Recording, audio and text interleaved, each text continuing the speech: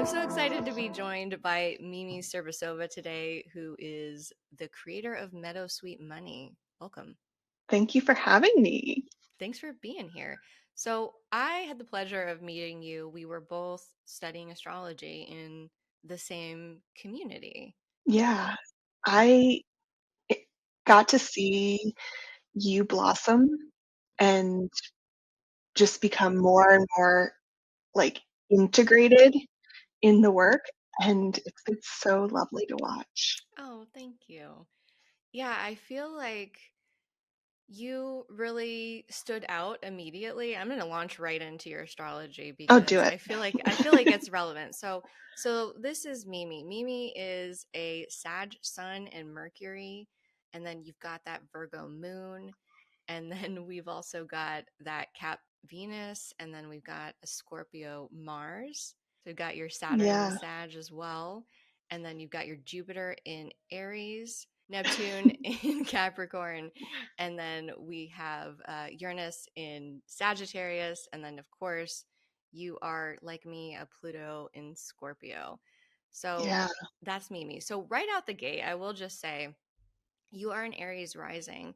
And I will say, like, one of the things that I first noticed about you, and the rising sign is usually kind of what people notice first about us when we're like in a new social situation. It's the thing that people will kind of pick up on pretty quickly. And so you have that Aries rising, and I feel like so first of all, your name is Mimi. And I feel like Mimi is one of those names where it's like share.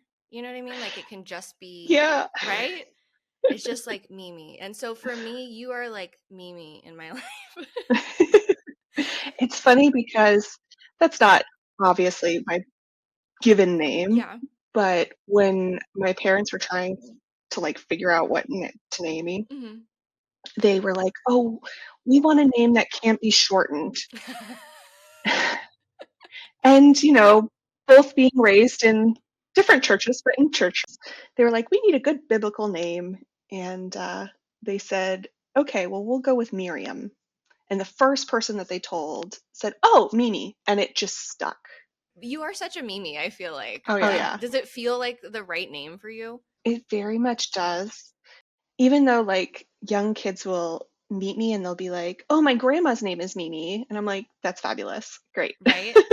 I feel like so when I met you online, your hair was purple. Am I right? Yeah, it's still got a little bit, Okay.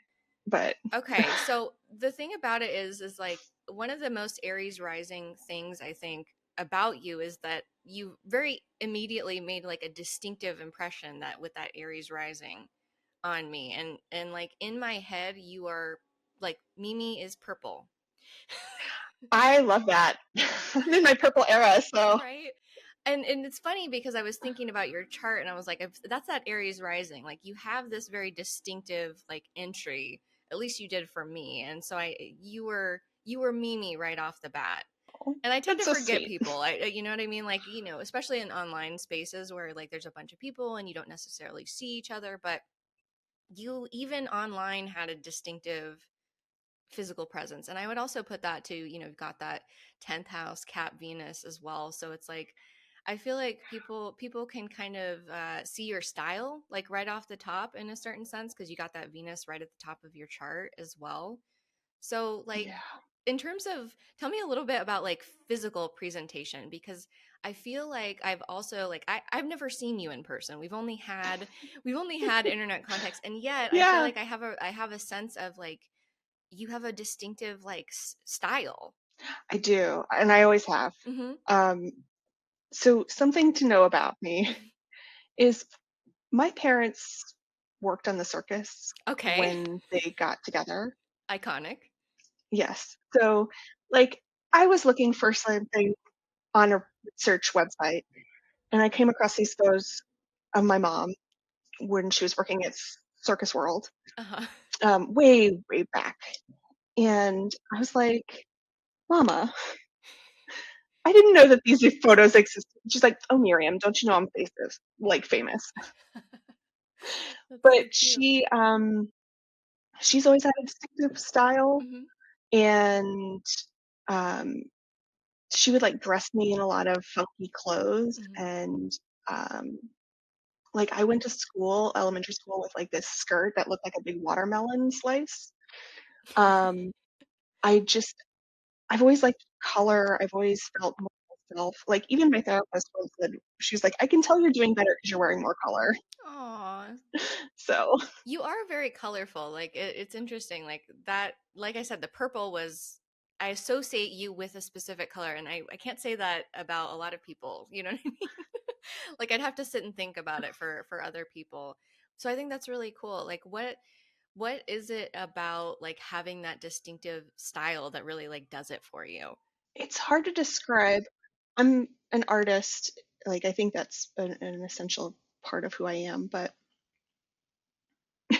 I find that like when I put on clothing that feels most like me, it's like all these other parts of myself can come out more clearly, if that makes sense. Like I feel like I communicate better. I feel like I think more clearly.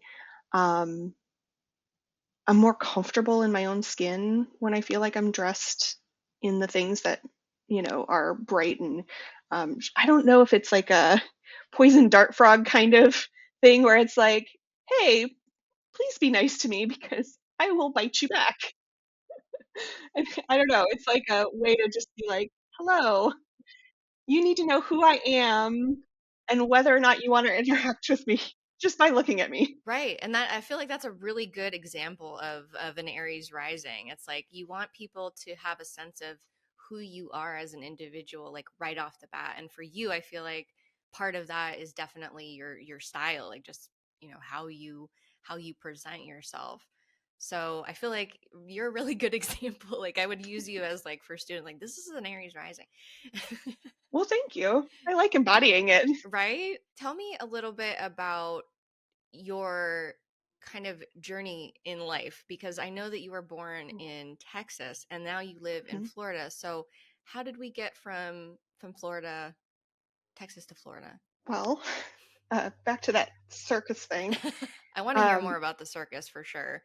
yeah. So after my parents had me, they were like trying to figure out what to do. Didn't want to raise a kid on the circus, which at that time, really good decision. So they were trying to figure out where to go, and my mom got this opportunity down in Florida to just make some money. And so she was like, okay, we're gonna, it was not planned that we would live in Florida forever. Like that was not, I mean, and there were times that we tried to move Right. other places, but we ended up here and I love it. I love where I live. Yeah. I met my husband in high school.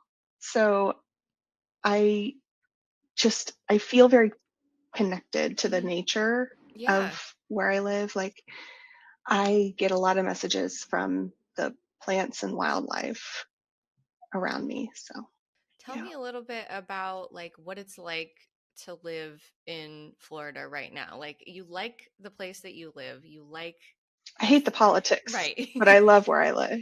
And so that's a really difficult position to be in. Like you're connected to the land, but Yeah. at the same time you're dealing with probably one of the most intense political situations in the United States right now. Yeah. I feel like Florida is often the canary in the coal mine where a lot of things are kind of tested here. And there are a lot of folks that seem to think like, oh, well, Florida, kind of brought these things on themselves. And I disagree. We were very like purple for a long time Yeah. politically, but things started changing. Um, and there's a lot of different reasons for it. But I find that the people who are from here, like really are ingrained here, know a lot more about the history and understand a lot more of like how we got to this point than the folks who are new to Florida. Um, and there's a lot of assumptions that are made about Florida and Floridians that I think are easy to just repeat and people don't question it. Yeah. Um, and it hurts my heart because I know that. the effects of like climate change, for example, are going to be things that I will have to make life decisions on Yeah. because of where I live. Absolutely. I think that's one of the most disturbing things of like contemporary American behavior. I live in Los Angeles. It's classically, we're liberal and, people are like, ooh, California, really an easy place to live out on, right? And there are people that will talk about the South like the South doesn't matter, like everybody in the South is the same and Yeah, racist. And for one, that just tells me that they don't understand the makeup of these places and how many marginalized people live in these places. right. That, if you're going to say fuck Florida, you're Yeah, talking about a ton of people who have been through a lot of systemic oppression, who will correct. continue to suffer from that. It's people are doing it out of the sense of superiority. And I find it really disturbing and really counterproductive how easily that kind of thing will just like fall out of somebody's mouth.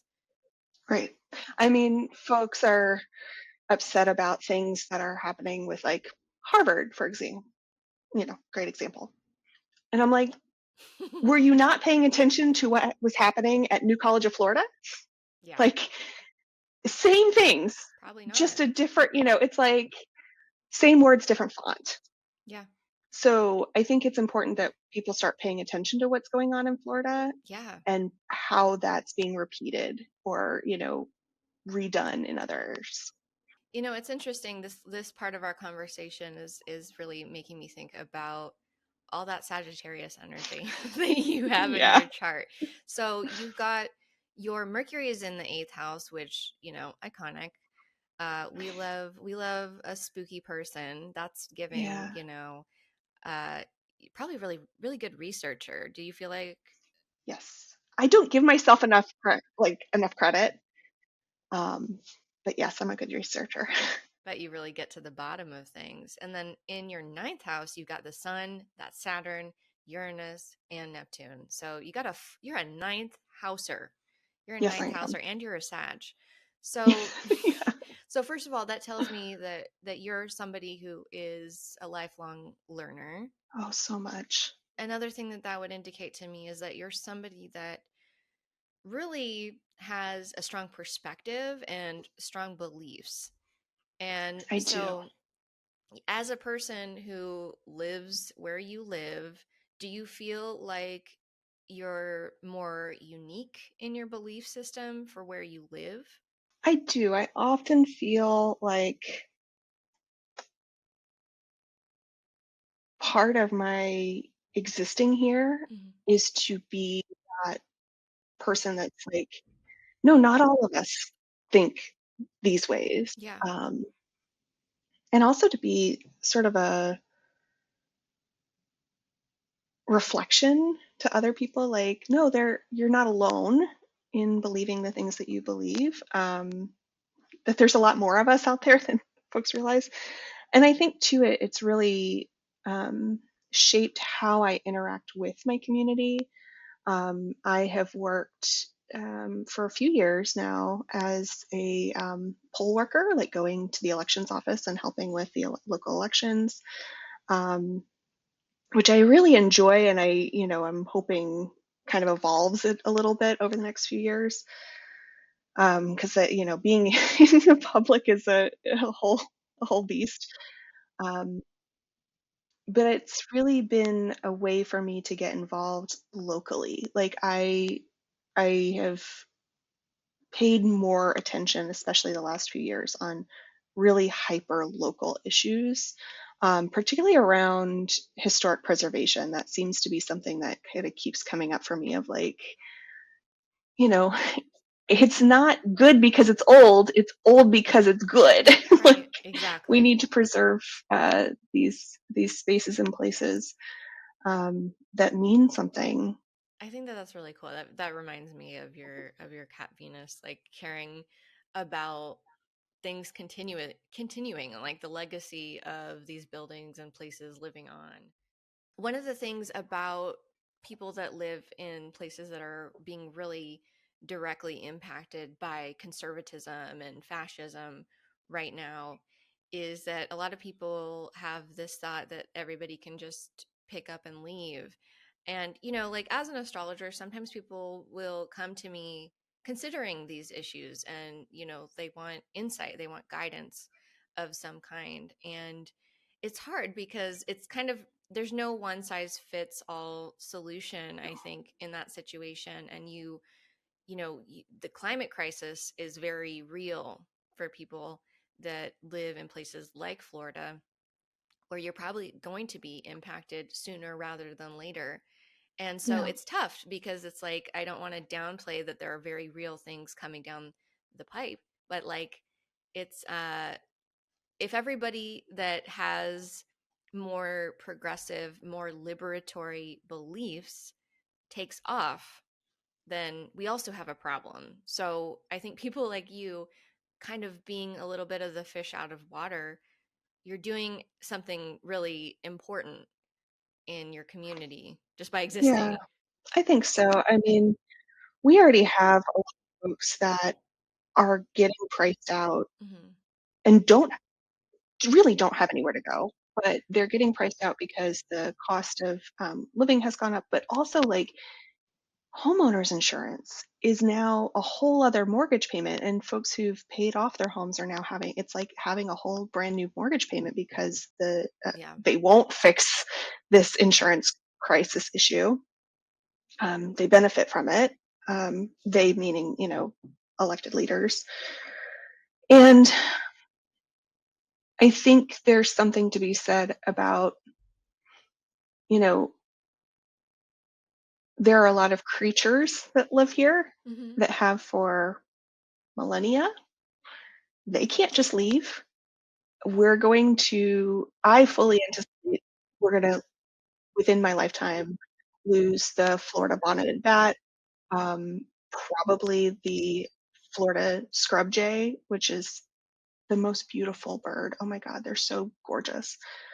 Um, and a lot of other species. Like, they're important, they're critical. And once they're gone, they're gone.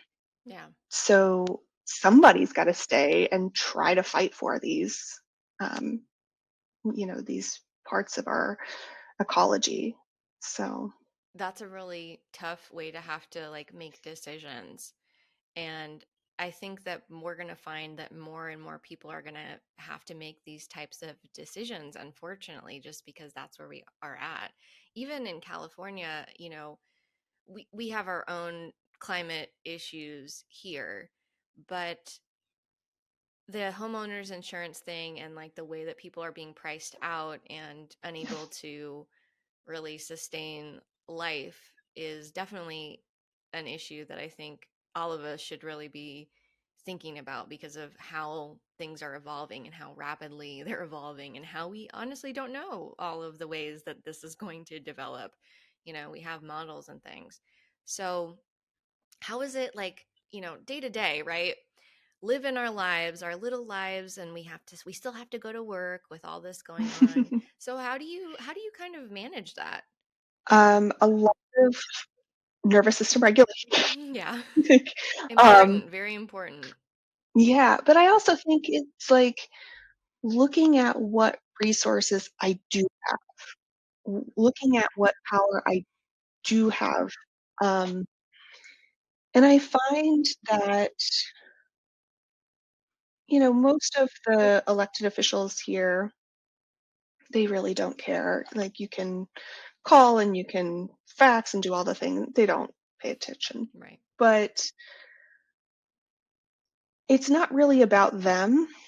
It's about the other people that live here, the other people that exist. I mean, just having conversations.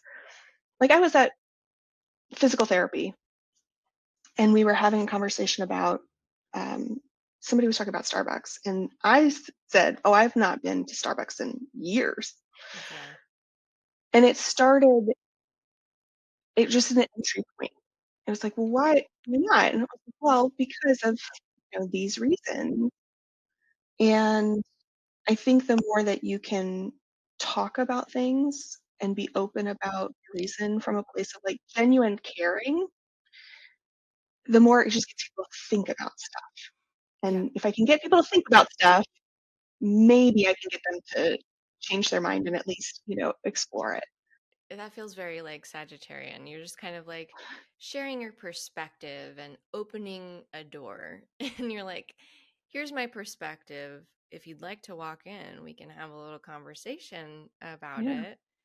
I think that's a smart way to approach things too, because I think people are so used to, like, especially online, being fed perspectives and you need to think right. this way. And I think naturally people are kind of rebellious and like, no, fuck you. You don't tell me what to think, regardless of whether or not they actually would agree Yeah, with it.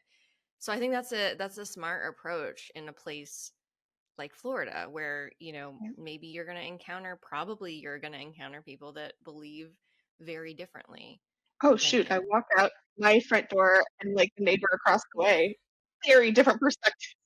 Yeah. But him knowing that, like, he showed up at the elections and saw my face Mm. sitting there checking people in. He knows that if something happens, he can knock on our door, ask for a favor, and maybe I can't change his entire worldview, but if I can make him go, "Okay, I know these kids across the way Mhm. don't think like I do, but they're good people." Yeah. That's a huge step. I think it is really a huge step in this moment, especially where people are being kind of shaped, I think, by our political system and political actors to be very antagonistic towards people that have different beliefs than them. And of course, I'm going to just say for people who are maybe new to me, I'm not saying that we should, make room for the respecting the Nazis. I'm not saying that. I Right. think there's lines, but there are a lot of people that are misinformed and Mhm. also being very manipulated by bad actors, I think, within our systems. So I do feel Yeah. like there is a lot of value in just connecting with people on a human to human level. And you're right. Like look, I mean, we're in a time where people are being abducted by the government. So if your Yeah. neighbor thinks Especially you're here in Florida. right. And so if your neighbor thinks that you're a human being, that's one person that's less likely to call ICE on you or something. You know what I mean? Right. And unfortunately, like I know that's kind of a grim way of looking at it, but I do think that these interactions actually really matter at this point. I think they've always mattered, but I think right now it's like we're kind of in that hairy spot where humanizing each other is going to go hopefully a long way. Right now I think it's a good it's a good approach. Yeah. I said that you created Meadow Sweet Money. What is it that you Yeah. do? What is your job? I am a certified financial education instructor, which is basically a long way of saying I'm a financial educator. I just teach about how money works. And I really like to help people fix their finances without losing their humanity. Because I feel like it's so easy to get lost in despair and discouragement talking about money. We have so many taboos around money. And I want to break down those taboos. I want to make it easier for people to talk about. And I also want folks to know that we're all swimming in capitalism. We're all swimming in white supremacy. We're all swimming in these yucky, icky things that are very oppressive systems and structures. And these are the things that you can control. These are the things that you can influence. And then there's a whole subset of things that are not within your power to influence or control. And that's okay. Let's focus on what you can do, um, and no longer take responsibility for things that are not your fault.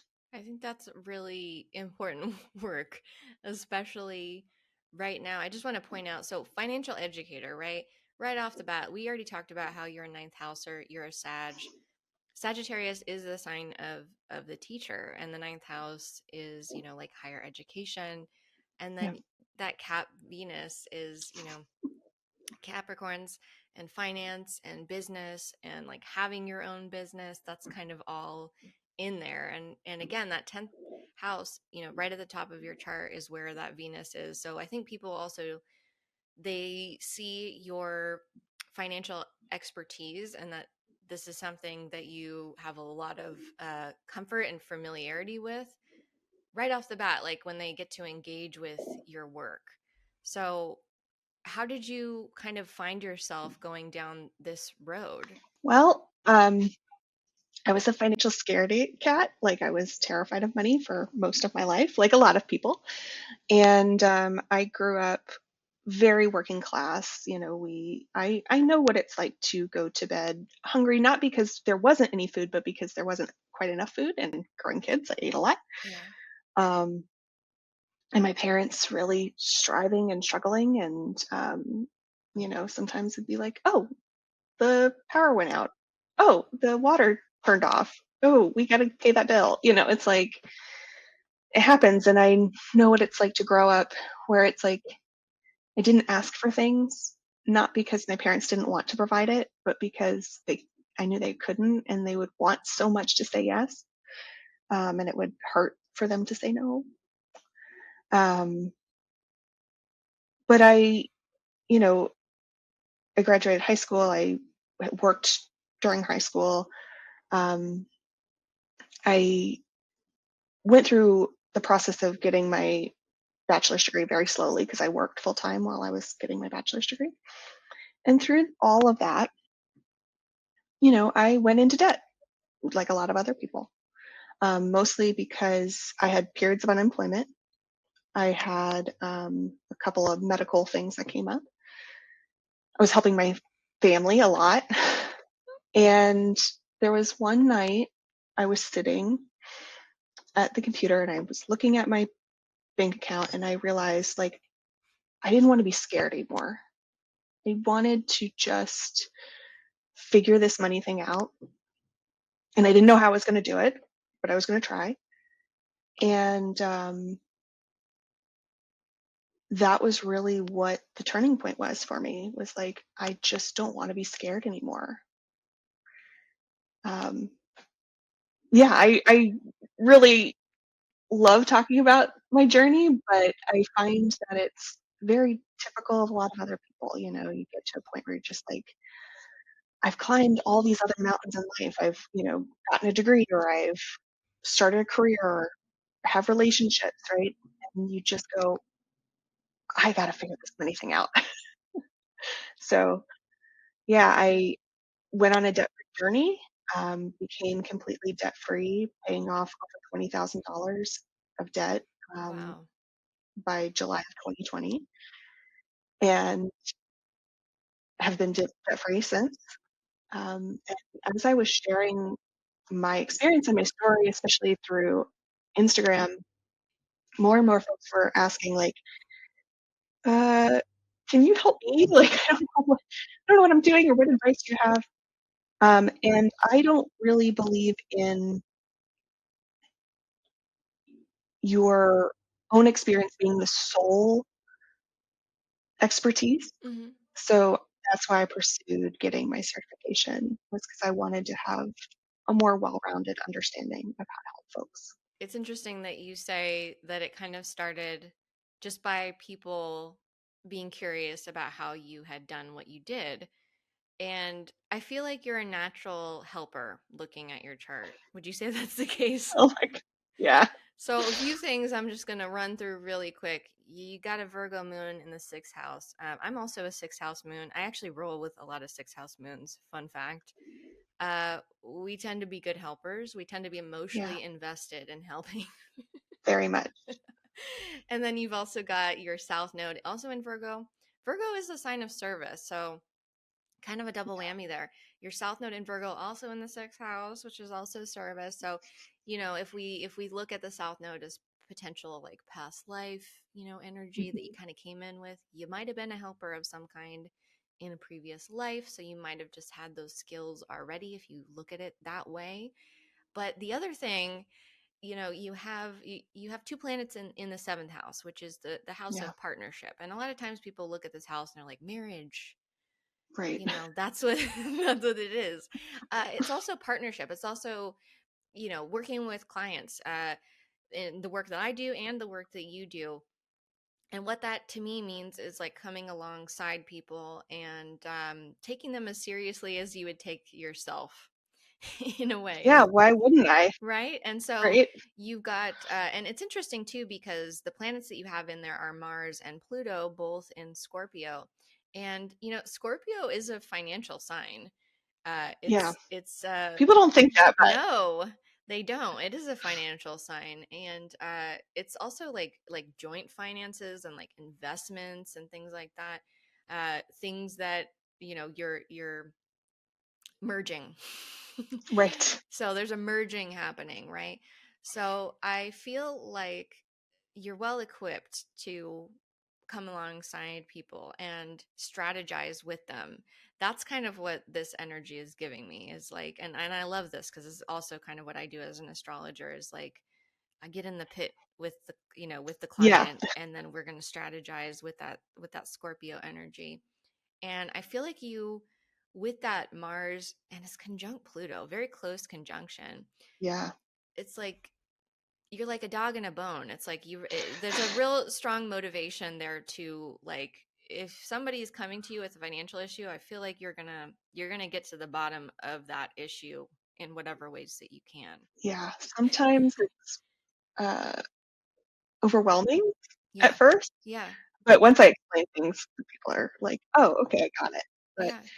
I do like to look at all of the nitty-gritty details and Hmm. then zoom back out and be like, "Okay, here's the 30,000-foot level, um, and here's the pathways we can take. Yeah. We could go this way or we go that way." Like, I'm Yeah. very fascinated by that, and that Right. Scorpio Mars, just I'm so tenacious. Right. Well, and it's a very Scorpio energy is very strategic. Yeah. It's like the goal, whatever the goal is the goal. And a Scorpio is going to use whatever diversions or whatever stuff is thrown on the path, and they're going to dip and dodge whatever, they're going to work with the terrain. And they aren't going to give up if they can help it. So Yeah. I feel like you're well positioned for what you do. Like, your chart really is like, I remember the first time I ever saw your chart, and I think you were talking, this was years ago. You were talking about, like, if you were really going to, I think, fully invest in your financial education path and this Mhm. business. And it was funny because you look at this chart and it's like, yeah, you should Yeah. definitely be doing that. You're very well positioned for what you do. And one of the things that we kind of had talked about before we got on this call together to record was, the fact that most people don't have a lot of money right now, especially in the No, US. Like, a lot of people are hurting. they are. And one of the People are things, yeah, struggling. one of the things that I have been thinking a lot about, and as you know, I talk a lot about mutual aid and Yeah. showing up in community. And I had this sense that, given the situation right now, I think a lot of us who even want to be, doing mutual aid, the first thing I think people often think when they hear these kind of things is, I don't have any money. Right. And so I wondered if we could have a conversation about mutual aid and limited resources, and your perspective as a Yeah. financial educator on, like, how you have been approaching this with yourself and maybe clients. I love talking about how we go beyond just the resource of money, because money is a powerful Hmm. resource. Like, I would love for everyone to have more money. I would love for everybody to be able to earn more. Like, we all should be earning more. And yet I know that money also isn't going to solve all the problems in either. Um, you know, we have our time, we have our talents. Connections can be a huge resource. Um, I also think about sometimes what folks get kind of knotted up about is like the idea of like contribution, Hmm. and that their contribution has to somehow equal a certain dollar amount. Um, And that's just not true. Like, there's value in every contribution, and I think that's a perspective shift that a lot of us have to kind of make when we're moving from more mutual, like from more like traditional, like nonprofit-y kind of charity work to mutual aid, um, is understanding that contributions look different and they don't have to have a dollar value at all. I think you hit on something really important there is, I think because we live in the world that we live in, a lot of us think mutual aid as charity, right? Right. Charity is typically people with a lot of wealth, redistributing that wealth through Yeah. nonprofits, Yeah. essentially. And the idea of like saving people. Hmm. And the truth is, like, more often than not, people just need resources. Yeah. Like, it's not that they need to be saved. It's they aren't like struggling because they want to. They Yeah. just don't have the resource. And I come from a charity background. Like, I worked in nonprofit for the majority of my beginning career. Hmm. And I saw how much that a lot of times it wasn't that people were in positions because of their choices. It was because they didn't have the resources that they needed. Um, so I really think for us to be thinking sustainably around mutual aid, we have to start taking that idea out of our minds of like productivity culture and our Hmm. value being tied to our productivity, and taking away that idea of like the way that we help people is by saving them. Yeah. It's important to note, like, from an astrological perspective, you look at a chart, or you just to approach astrology, you're going to be looking at, like, yeah, people certainly want to know about finances. That's a big one. Yeah, But when we're looking at the things that we would look at for finances, we're also looking at resources as a whole. And so I think that if we just reduce it all down to just money, we kind of miss the other ways that we're wealthy. I 100% agree with you. Yeah. Um, and I don't even think about money necessarily in terms of like dollars and cents. I really think about it as like, this is a representation of my life energy.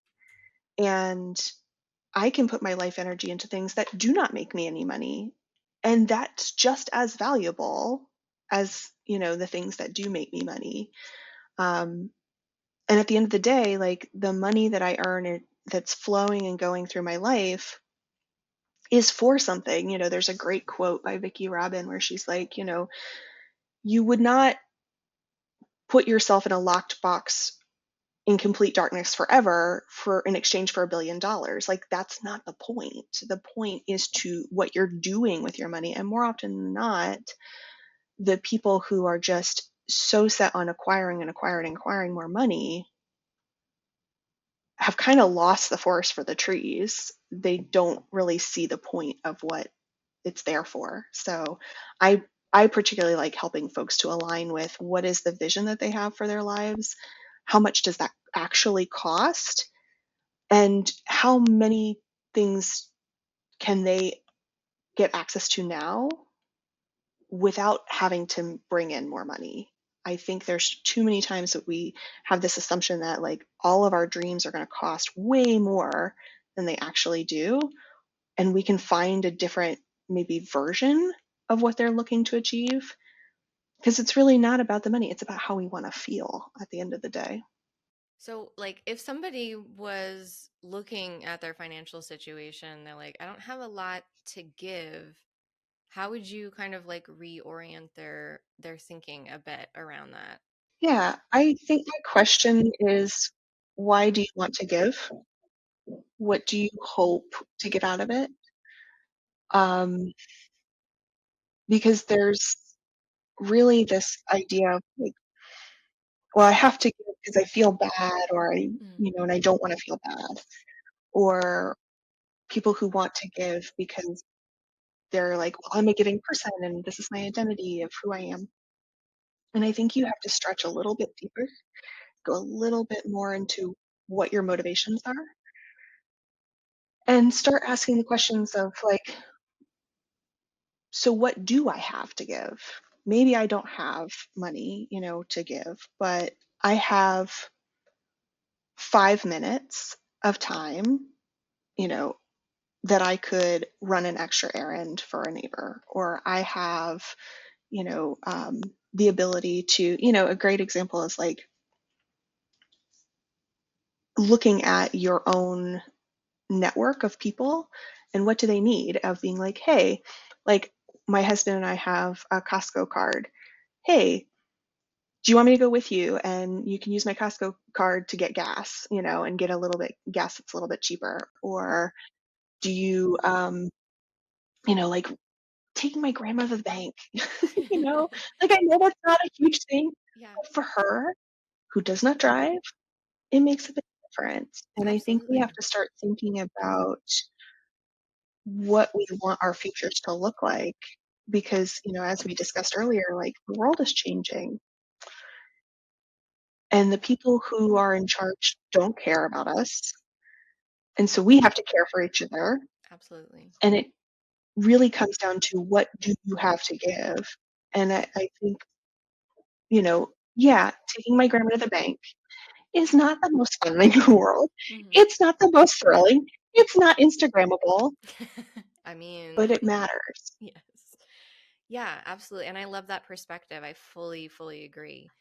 I think in some cases, money is actually the easy way out in some ways, don't you think? Like, Yeah. if I can throw It's the money, least annoying. right? But it's like that comes from that charity idea of like, if I can throw money at the problem and don't make, I'm going to be very clear. Money and mutual aid is always a need, and I think it will It be is. for a time to come. So if you have extra, please, redistribute. But for, Yeah. a lot of us who don't have much extra, if any, we have potentially other resources. If you are physically able, if you have a car, if you can help other people in your community, if you can show up for them, periodically and Yeah. build connections with people, I I would mean, just the argue, habit of like walking down the street, you see like trash on this and just picking it up and putting in the trash.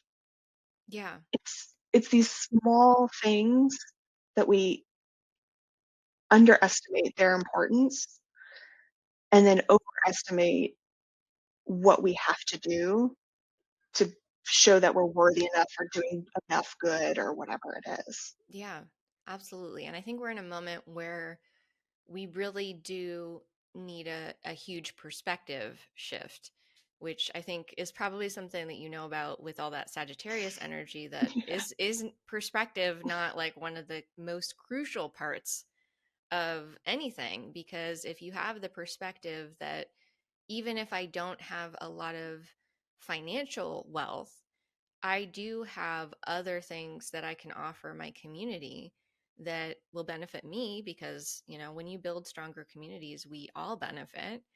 But also, I can help and be of service by giving what I do have, sharing what I do have with my community. Yeah. I think And that is more you might be valuable than annoyed in the money. process. It may not be the most fun, and that's okay. Yeah. You do have a very like non-traditional perspective, I feel like, and that's a Yeah. compliment, Thank you. on financial education. Because to be honest, I most people that I think talk about finances, like on TikTok, there's tons of people that you see that are Yeah. like, here's how I got $1 million, and they're an expert and they're a business expert or whatever. And then it's kind of like they don't really seem necessarily like legit, or Right.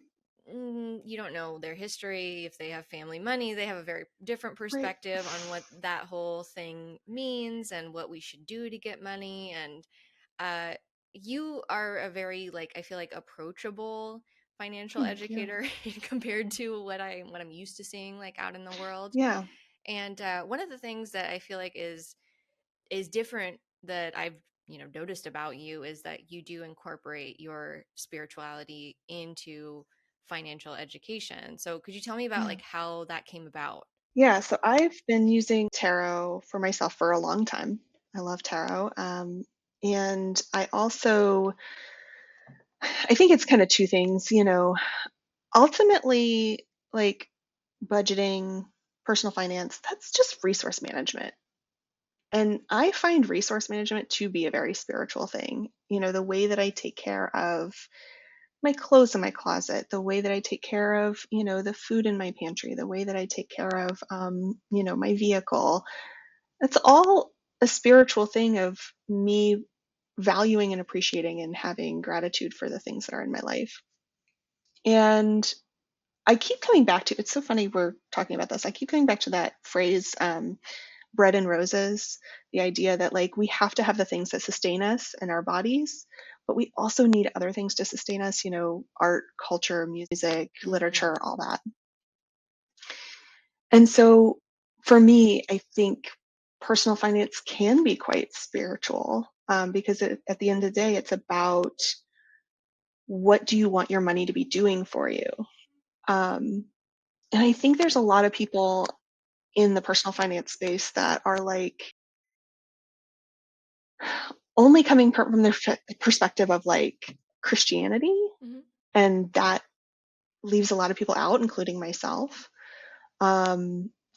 Or that you have folks who are on the spiritual side of things and they talk about money, but they don't have necessarily the language around how it works practically. So they'll talk about like manifesting more money. Well, okay, if we're going to manifest more money, what do we want it to do for us? Like, where are you going to put it? um, how are you going to interact with that energy once you have it? And I really want to nestle into this little crossroads of the practical of personal finance, the nuts and bolts, and then that spiritual side of like energetically, how do we interact with this? So money is not this domineering thing in our life, but it's also not something that we take for granted. In terms of like money manifesting, like what are your thoughts on that? Because it is a very popular thing that you Yeah. can manifest some money. So like have you ever tried to do that? Have you ever like sat and manifested some money? Oh, of course. Um, the funny thing about money manifestation is when I talk to folks or when I, think about that, it's like, how have you interacted with the money that's already in your life? So, like, for instance, if I say, oh, I would really like to, bring on a new client, well, why? What is it that, having a new client will do for me? Okay, well, I'd like to be able to, get a new podcasting mic, or I'd like to, whatever. And I find oftentimes that our desire for money is not in alignment with the ways that we interact with it. So it might be, I think showing the universe or, spirit or whatever you want to call it, you know, every time money comes into my life, I spend it as fast as humanly possible. It terrifies me, it freaks me out. I want it in my life because I can't think about it, can't look at it, got to get it out of my life. If you had a friend that you gave gifts to and every time they gave it you give a gift to them, they're getting it as fast as possible, are you really motivated to keep giving them gifts? Right. And, that's just one example, but, like, on the opposite end of the spectrum, I interact with folks a lot that money is scary, they hold it and they clench it, and they'll say, "Oh, well, I'm saving it for this, trip." But then the time comes to book the trip, and they don't book the trip. Yeah. So I think aligning your intention and your actions makes that energy flow a little bit better. I have to say that I agree. I don't know. I mean, I would love actually your thoughts on this given what you do. My thing lately has been money is made up. And I don't say that to be insulting because a lot of No, important no. things are made up, but you know what I mean? Like Yeah, it's taken the weight out of it for me a little bit. Like yeah, all of this is made up, living in a time where a lot of people are accruing a bunch of debt just to kind of stay alive. Yep. I'm like, debt's made up too. When I die, it's not coming with me. They can try, but I'll Right. be dead. So, I Yeah, kind of, same thing with, billionaires having been money. If right. you can't take it with you, Right. And you so know, I kind of it's like, I take some of the heat out of it for myself with that perspective. And it's not, I appreciate when I have money. I do try to like hold it lightly in that way. It's like I yeah, appreciate it, but it comes and goes. And I agree. that's my attitude towards it. Yeah. And And I think there's, something to be said about like,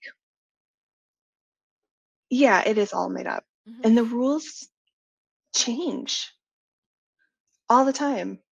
So part of our collective effort has to be imagining better systems yeah. because it's made up anyway. Right.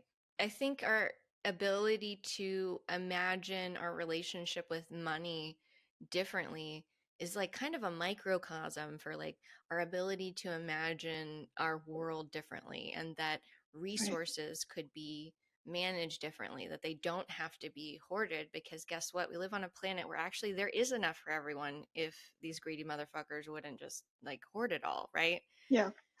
So I do think it's important for us to not take that on ourselves, which we've been trained to do, Right. is like not internalize it. And one of the things that this tends to show up as is, I feel really bad about myself because I'm broke, and it's a personal failing, and that kind of thinking, Mm. I would imagine is really rampant right now. Like, Yeah. I think one of the reasons I went to education side of things is that I really believe that knowledge isn't just power, it's a way to eliminate fear.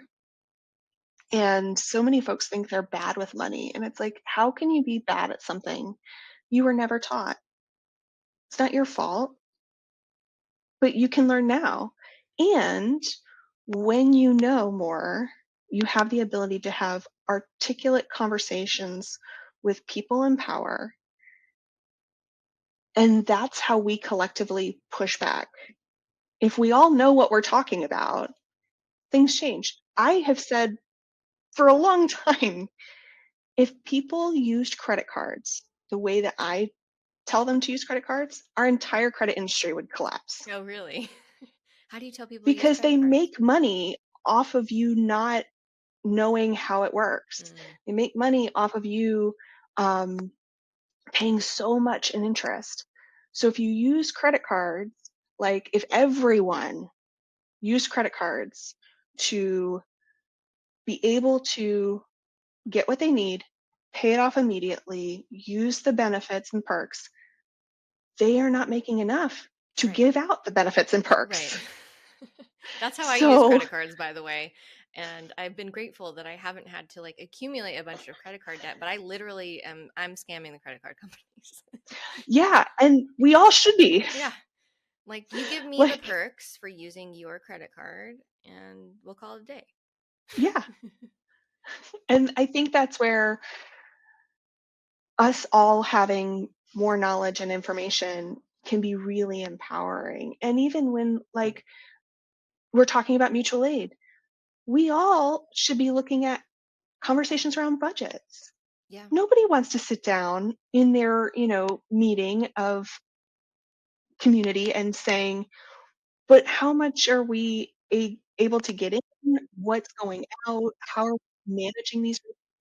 That's an uncomfortable conversation because we don't know how to have it. Right. But if more of us do, we are then in a position of power. So I really believe that education can be empowering not just for ourselves, but for all these other areas.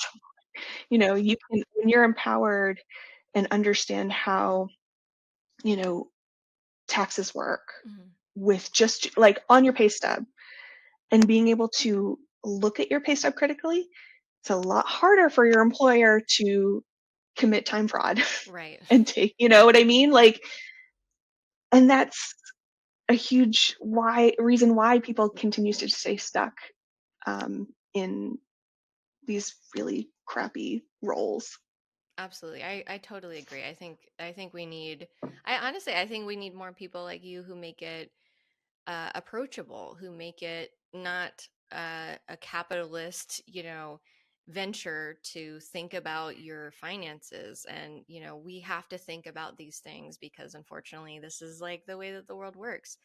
And Yeah, so I'm so appreciative that people like you exist and that you put this work out into the world so that people like me who don't, it's really not my expertise, it's not my lane.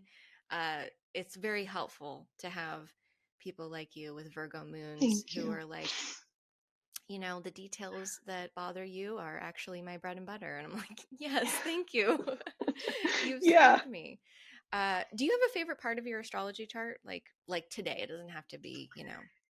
I've been more and more intrigued by I've had so much going on over that north node in my 12th house. Like, Yeah. it's just, I think I told you before we got on the call, it was like a conga line Hmm. of planets going.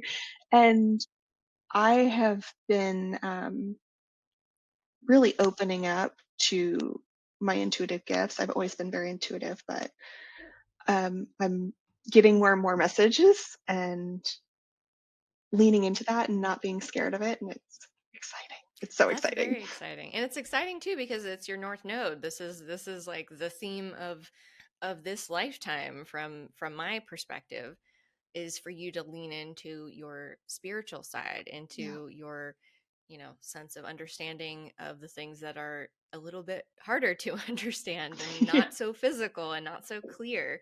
So you're somebody that naturally kind of deals in the details. So for you to kind of let go in that way Right. and kind of trust, that you don't have to be in control of everything that you receive or every insight that you have or every, Yeah. path that you're taken. And part of it I think is about embracing the a little bit of the joy of the mystery of life and like not having all the answers.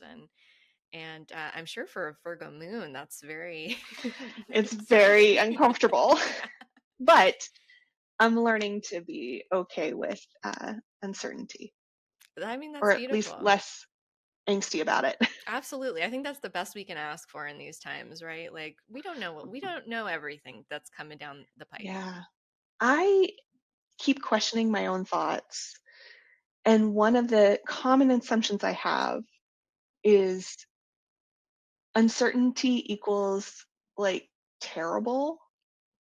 And I'm like, well, what if the uncertainty could equal wonderful or Yeah. magical Yes. or exciting? And as we're going through these times and these things, and again, I'm a person, Virgo moon, who would like to have children, would like to be able to nurture little Yeah.